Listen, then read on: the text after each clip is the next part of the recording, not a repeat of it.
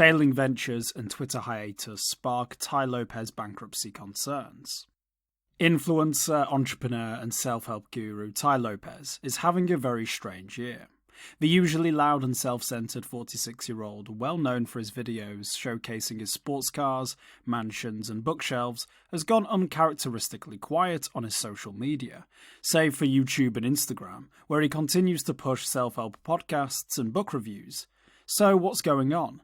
Lopez's last post on Twitter roughly 2 months ago announced the sad news of his best friend's passing.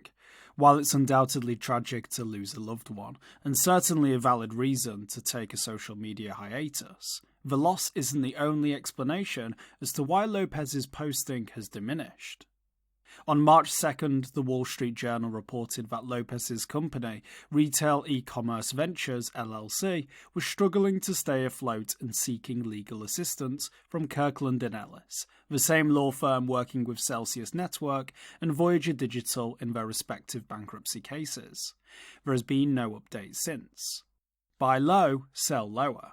Lopez started Retail E-Commerce Ventures with fellow multimillionaire Alex Mayer. Throughout 2020 to 2022, Lopez boasted about his acquisitions, which included bankrupt companies like Radio Shack, Pier 1, Franklin Mint and Models. However, Lopez has refrained from discussing his business ventures in the past year and has shifted his focus to monetizing his audience through his 67-step program and answering questions related to energy levels. Meanwhile, his business partner Mayer has deleted his Instagram profile and hasn't posted on Facebook for nearly 3 years. Many of the duo's acquisitions, which are former retail brick-and-mortar stores, transitioned into e-commerce companies, have once again fallen on hard times. Pier 1 Imports has gone from a home furniture and decoration chain to a seller of fragrances. The Franklin Mint has moved on from selling painted coins to hats, mugs, and sports memorabilia. And Radio Shack, once a major electronics retailer in the US, attempted and failed to rebrand as a Web3 company. Radio Shack, a sign of things to come. Radio Shack may have been Lopez's most successful venture into failed business acquisitions. Its Twitter account quickly gained a substantial following due to provocative posts and trolling of critics.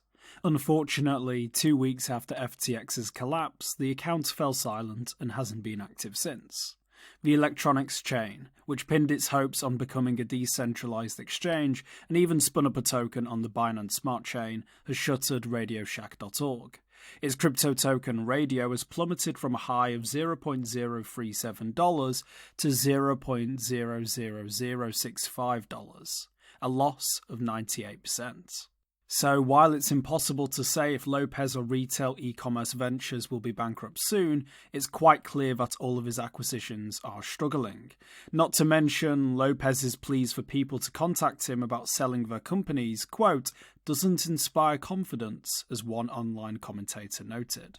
Got a tip? Send us an email or Proton Mail. For more informed news, follow us on Twitter, Instagram, Blue Sky and Google News, or subscribe to our YouTube channel.